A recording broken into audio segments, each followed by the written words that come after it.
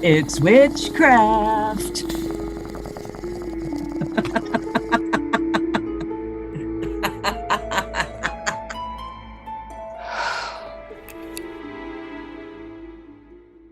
Hi, and welcome to the Solarium, the sun-drenched, herb-filled magical space where we set our brooms down, Chelle puts away her cursing finger, and we relax with sippable and smokable magical herbal blends.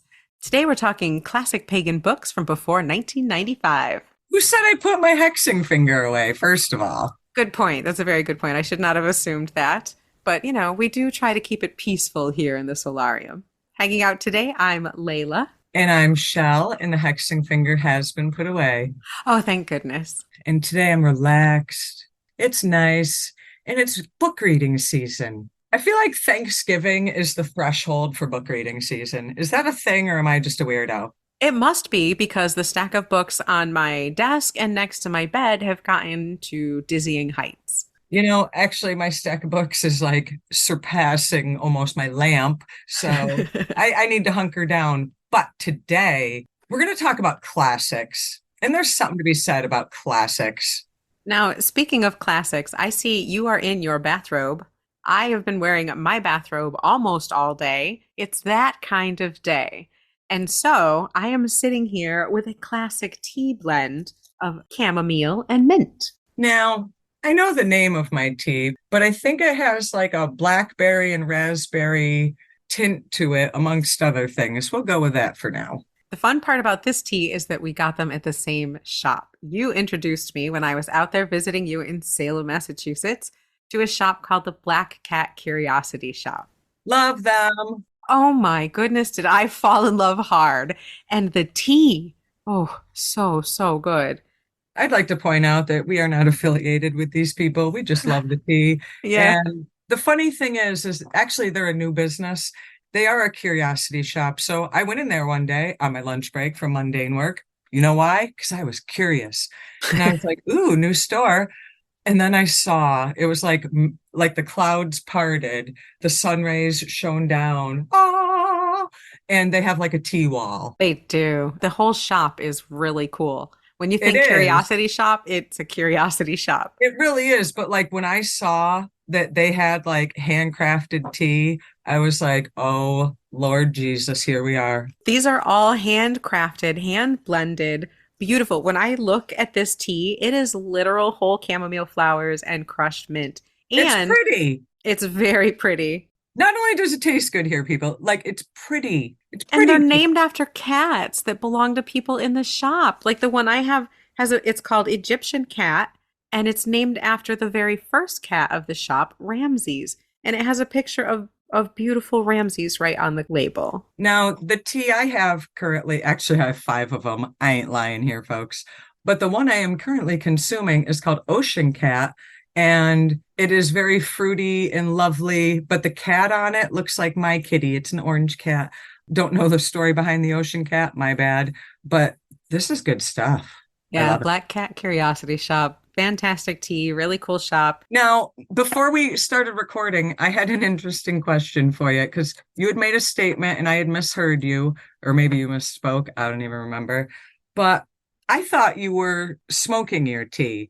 And you said, well, I could. So elaborate, my friend. I will indeed. So while I am not smoking this tea tonight, I realized that the herbs in here, it's just chamomile flowers and mint. And these are smokable grade herbs. You want to make sure that, there's no pesticides, that it's organic, and that's all the same here. So this is something that I could put right in my grinder, grind up, and smoke along with my cannabis. I have smoked chamomile and mint before.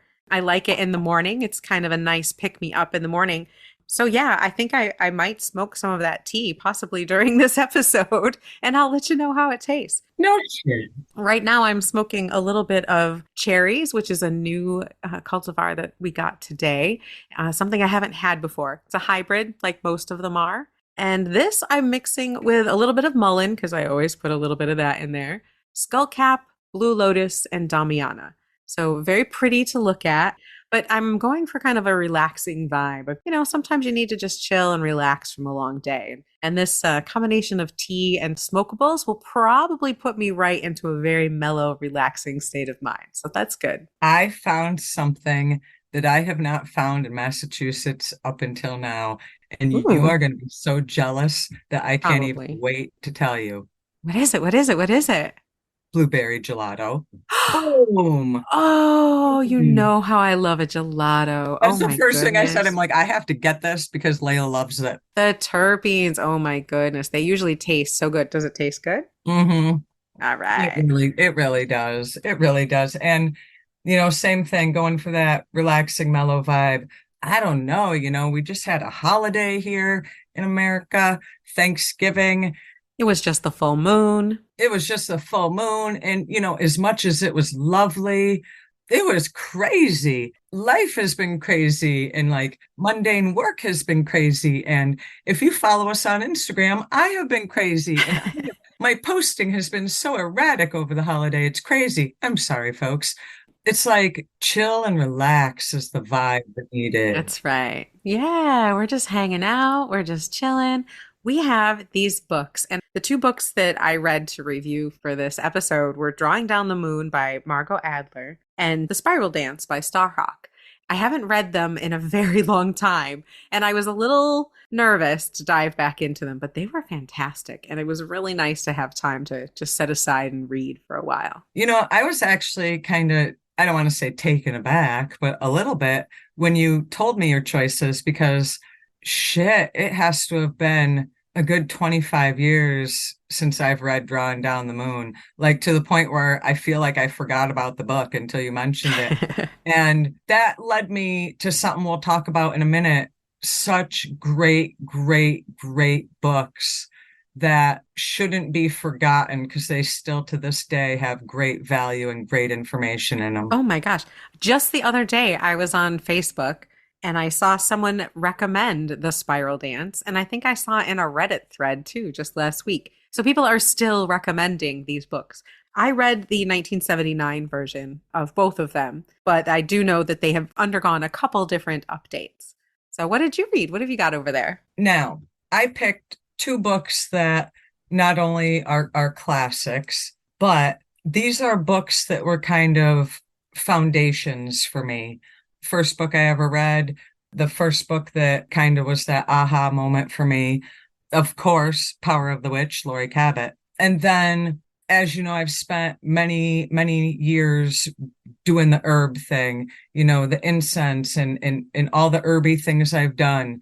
Scott Cunningham, he's a hot topic nowadays, but people are forgetting that Encyclopedia of Herbs. And let me tell you, Such a classic. if you have any interest in herbs on any level, whether it be for tea or for smokables or for incense or for spell jars, whatever the hell your purpose is, He's got a recipe for everything. it is like a Bible. It is your herb Bible. Don't get me on my soapbox, but it is an herb Bible. And I think that with so much new content and the fact that this was published in 1985, I think that sometimes it gets forgotten when it is like the greatest treasure for any herb witch. Oh, it's fantastic. The amount of recipes in there, magical correspondences, oils, incenses for every occasion. It really is, like you said, it's a Bible. It's something to pull out even today. It's one of the first books in my library back in the day, and it's something right there with Rosemary Gladstar. If you are if you're an herbal witch of any kind, that's certainly a book that you're going to want on your shelves for sure. Well, in my early days of being an herb witch, I would kind of follow the recipes, get the gist of what his concepts were with them. And that kind of evolved to me just using the correspondence part of the 4,000 different magical herbs. That led me down the path to doing it myself, making my own recipes, doing my own herbal spells. Remember when I used to make everybody their own individual incense for Yule every year? Yes, or bath You guys bombs. loved that. It got to the point where you guys like waited for Yule because you wanted to see what incense I'd make for y'all. You would make individualized one for each person that like smelled like them or Well, something. hell yeah. And you used to make us bath salts and Yep. bath fizzies before they were a thing. And I loved them. The scents were always unique and always delicious. But that was like my go-to. And like I've talked almost all of our episodes about my treasured books of shadows going all the way back, 30 years. Everything I have about herbs and their magical correspondences or the astrological correspondences or whatever the hell you want to talk about with herbs, every reference that has been documented in my books of shadows all lead back to Cunningham's encyclopedia. So I don't know. Like I said, I could get on a soapbox with this book all day. That if you have any interest in magical herbs on any level, you need to get it. It's on Amazon. Get it. It's worth it. I agree. Five brooms, five brooms up. Five brooms up. I have a lot of memories of us with that book, cracking it open and looking at a recipe and then completely redoing it and making it our own for whatever Right. spell or ritual, or whatever the need happened to be. But it was always there, always a centerpiece. So, yeah, highly recommend. Very good book. I literally carried that book around with me. The only way it would be better is if it had like a smokable appendix. Right, right. But, at this stage of the game, we could easily use it for that purpose as well. Sure. Absolutely.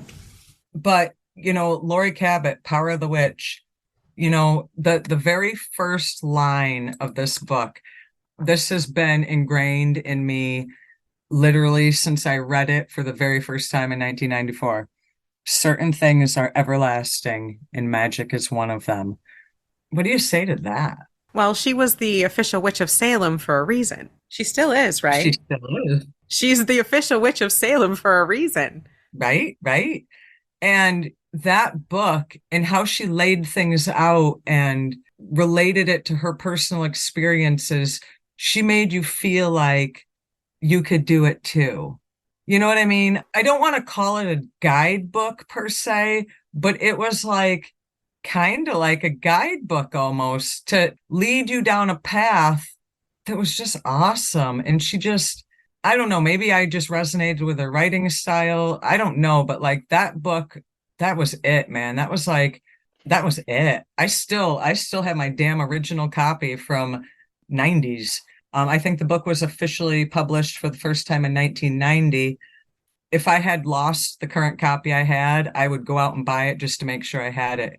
I've read that book probably 100 times, and I guarantee you I will read it 100 more. And I have to say, the spiral dance was probably the power of the witch for me because it has the same kind of thing. It tells you all about the different rituals and rites and seasons and the whole reason behind being a witch. But I do have to say that Laurie Cabot's Celebrate the Earth that came out in 94, Hmm. that was one of the first books I bought that I didn't read in a library or borrow. This one is the Wheel of the Year. It's all about every holiday. And it has Hmm. a little bit of historical information, and it still pretty much holds up today. I still refer to it. I mean, I've been going back to this book for a very long time, and it is a little Wiccan based, and it's a little outdated, but solid shit. I mean, good stuff. Absolutely. And, I would still to this day, if a newbie witch came up to me and said, "What is the first book I should read?" You always say Power of the Witch. Power of the Witch. And that has nothing to do with the fact that I'm currently located in Salem either. I mean, No, but even before you I went there. I've had this book literally since I was 18 years old, and there's something about the way that she presents it that just dug into my soul. And she's fabulous, by the way. Absolutely, and a pioneer for witches and pagans and Wiccans across the land. What she's done for our community, not just here in Massachusetts, but I mean the wider pagan community is just can't be beat, man. No, she was one of the very first out there public witches that I ever heard about. I mean, I know Nope. that, like Starhawk that I'm going to talk about, she's been, out and active for a longer time, but I guess maybe the campiness of her being from Salem was what helped mainstream be interested enough to, put that image around. I'm not sure, but for whatever reason, she was more accessible, I think, in the early 90s. In the I don't know, when the hell did we work together at that horrible place? So mid 90s, or maybe it was late 90s, Late whatever. 90s. When we worked together at a horrible place, having read Power of the Witch, we were in some podunk upstate New York town, which we love dearly. We're not bashing it. I'm passionate. I'm kind of bashing it. But the way that book made me feel gave me the confidence, I guess is the right word, to go to work every day and wear a pentacle and not give a fuck what anybody at work said, to tell people that I was pagan and not give a fuck what their opinion was. Like you and I were out and proud and we didn't care. Sure. And there was not a lot of that going on in upstate New York in the 90s, believe you No. me. And we pissed a lot of people off because we were out and proud. Power of the Witch, I don't know, maybe it's because she told her story about kind of not giving a fuck about being out here. And it made me realize I have a constitutional right to practice whatever religion I want. Leave me alone. And if you don't like it, kiss my ass. Hmm. And, we almost lost a job. Both of us almost lost that job because we were weird. We didn't in the No. end, but I think that you and I were kind of trailblazers of our own in our small little podunk town. And honestly, Laurie Cabot did the same thing for me. When I first discovered witchcraft and decided to go out to Salem, Massachusetts in like 1991, that was the first time I ever saw other witches, and they were everywhere. And Laurie Cabot and her coven led a public ritual that I got to be part of, and then had Laurie Cabot's Witches Ball afterwards. And no one in Salem was quiet about being a witch. That must have blown your damn mind from being from New York. It did. No one hid their pentacle or their cloak or their witch hat. Everyone was proud of being a witch. And so I decided from then on that I would not hide being a witch. And I was thankfully privileged enough and lucky enough to not ever have that be an issue. But yeah, we were loud about it and we had to talk some people down about firing us. We stood our ground and we never were fake about who we were. I understand, don't get me wrong. There are people that have to be in the broom closet, and there's many good reasons that they have to be, and I respect that. Sadly, yeah. I didn't feel that I needed to be, therefore, I didn't want to be, and I wasn't going to let anybody in my personal life or my work life tell me otherwise because, well, Yep. I'm just that Gemini. Exactly. And if we can, we should for the people who can't. I Some of us have to be loud so that the people who can't be loud can, so that we can make things safer for everyone. and I know that at the time we kind of had different perspectives on it, but I had really small kids. You know how people get, especially with religion, going to try to take my kids away. And Laurie Cabot in that book just, they kind of gave me the no one's taking your damn kids away because of your religion, which luckily, my ex-husband was on board with me on that, so I didn't have that fight to deal with. I definitely took some risks that I know other people can't take. And Laurie Cabot in her book gave me kind of the confidence to do that. And before the 90s, when Laurie Cabot was big, it was difficult to find some of these people. There was Phyllis Curott, there was Selena Fox, there was Starhawk, there was Margot Adler. The books I'm talking about are Drawing Down the Moon, which I absolutely love, still love. It was written in 1979, and Margot Adler is a journalist, and she's also a pagan, a witch. And so this book is really her attempt to kind of do a journalistic deep dive on witchcraft and paganism. And I think in that aspect, she very much succeeds. This book, as a historical tome, as a foundational tome, this is one I would definitely recommend everyone. Spiral Dance, Drawing Down the Moon, you should definitely read to understand our history. I always felt like Drawing Down the Moon was like if you went in like 11th grade and grabbed your history book. And I'm not knocking it. I love it. I love that book, but it definitely had a more textbook feel. Oh, it does. I'm not saying that's bad, but it's definitely something you should know going into it. Absolutely, 100%. And I definitely want to touch on that because it's something I like more now than I did the first time I read it. It does have a textbook feel, and some of the negative comments people will make about it is it feels too much like a textbook. This one doesn't have spells in it. It doesn't have rituals in it per se, although there are people that will talk about it. It's very well written, very engaging, but it has a lot of history. And who the fuck knew that in 1979 there were this many witches and pagans and groups all over the country? She talks about all of them. She talks about Alexandrian Wicca. She talks about Gardnerian. She talks about hanging out with some of these people. And it's pretty amazing. Do you remember the Church of All Worlds? I do, as a matter of fact. Water Holy shared is crap. life shared. Yeah, May you never thirst. that's from so long ago, Right? She talks about the Church of All Worlds in here, and that's a religion that was actually came out of Stranger in a Strange Land, the book right? Stranger in a Strange Land, which I had read and loved and had no idea that there was a religion founded, kind of a pagan religion that used a lot of those ideas. You know, Shell and I at one time had a seasonal campsite out at a pagan place where we rubbed shoulders with some pretty interesting people. And some of them followed this. Yep.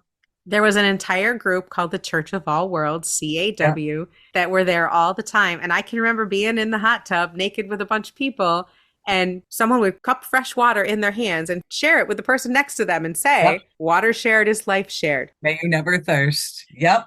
And they would go around the whole hot tub. And so I would do it too because I'm not going to be the one that doesn't do it. But yeah, that was kind of cool. Now, be honest here with folks, not to give away any secrets, but we actually adopted that in our old coven, if you remember I correctly. do remember. Not that we did it all the time, but No, no.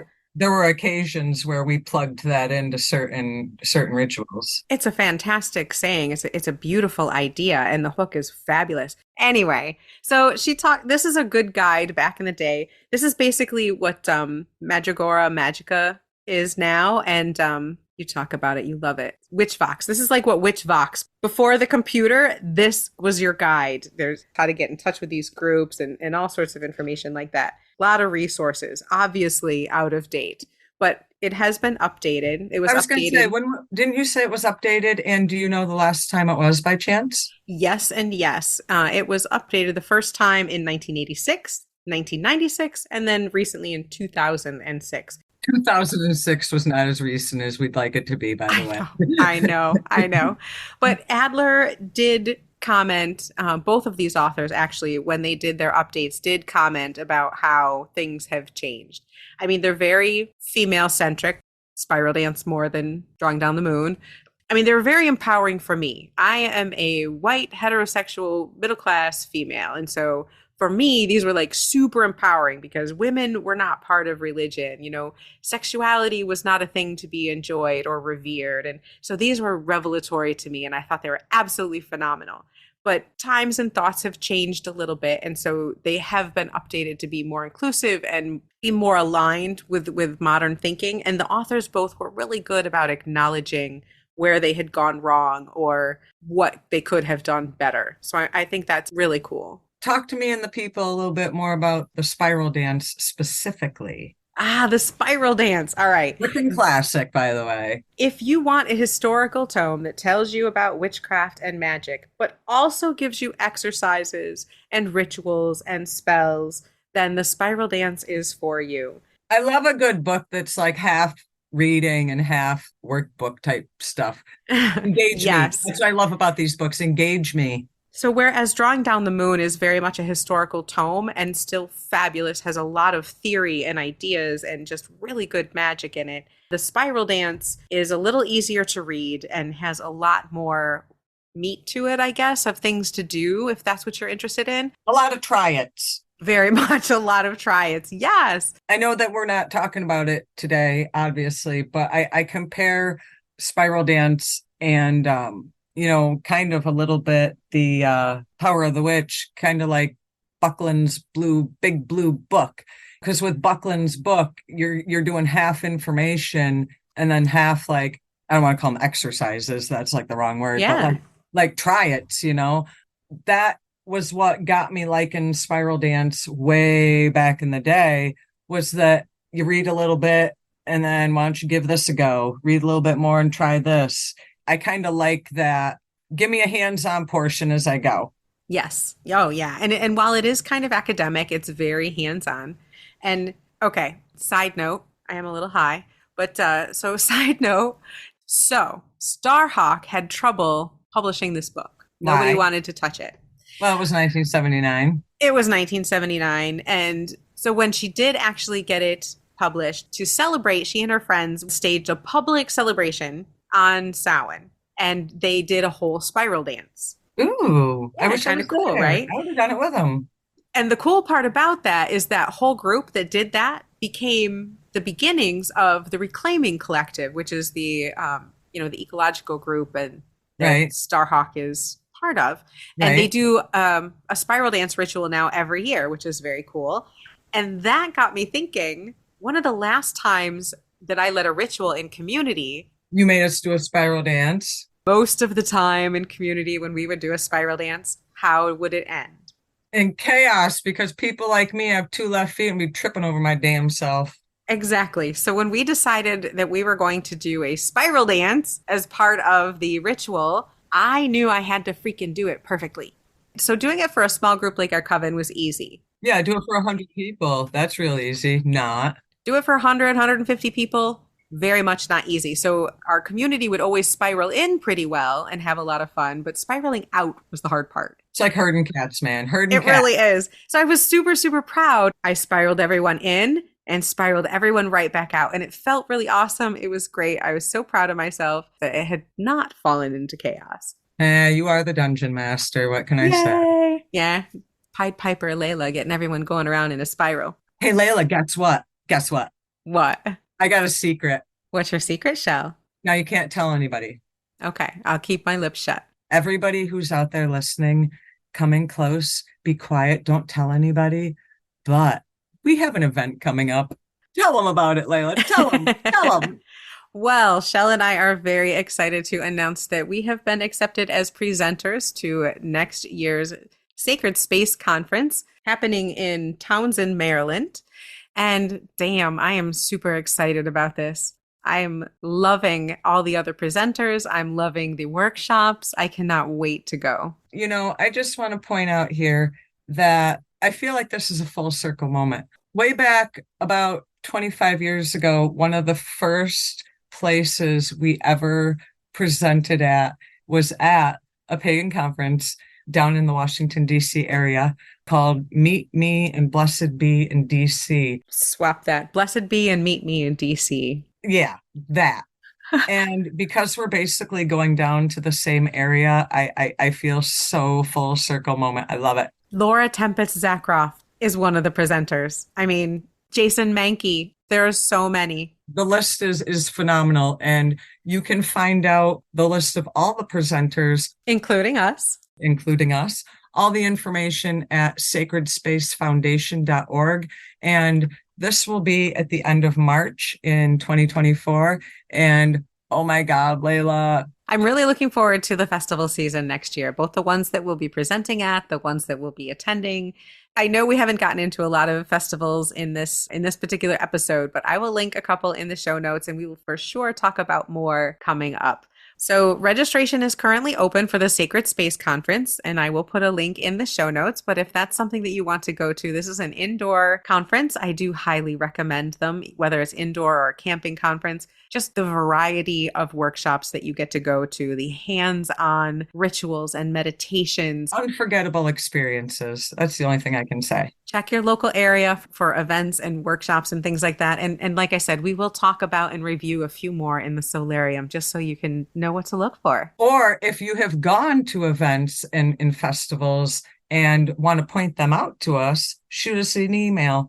I'm always up for learning about new events and new festivals going on that I can potentially put on my calendar. If you're hosting an event or a festival, whether virtual or in person, let us know about it. We'll check it out. Reach out. Backonthebroomstick@gmail.com. But anyway, I just want to touch a little bit about the importance of some of these classics. I love a lot of these new books coming out, and we've talked about a few, and we will talk about a few more, but I love some of these classics. And I definitely think that if you are looking to immerse yourself in information on paganism and witchcraft or Wicca, don't negate some of these older books because they're gold mines of knowledge. Gold mines. Be a little careful because in the spiral dance, in the very beginning, while she's talking about the history and the mythos of goddess religions, she does have some not so great facts. I'm just saying, every book you read, no matter who it's from, and I'm not down on anybody, every single thing, take with a grain of salt, first of all. Yes, And that's the case with any of these books as well. But that should be the case with any information, you know. but I am saying that even though these books, especially the early editions, do have their issues, they're phenomenal. They have so much information, so much solid, good information that really formed the foundation and the basis for what witchcraft is today. They still hold up. Now, Techno Layla is going to make sure that there's links in the show notes, but I absolutely wholeheartedly recommend each of these four books. You know, like I said, Laurie Cabot, Power of the Witch, Scott Cunningham, Encyclopedia of Herbs, Margot Adler, Drawing Down the Moon, Starhawk, Spiral Dance. These need to be in your collection. That is just my opinion, but I guarantee you there's a whole bunch of people who would agree with me. And if you want to send us something to review in the solarium, whether it's tea or smokables, books, incense, whatever, we do have a P.O. box. Check out the show notes. Send us anything that you'd like us to review on the show. And don't forget, email us. Give us some comments. If you have any ideas of what you'd like us to talk about in the solarium, shoot us an email, backonthebroomstick@gmail.com. Like us, share us, star us, send us cute little notes. We're on Instagram, we're on Facebook, Back on the Broomstick. Check us out. Keep it witchy.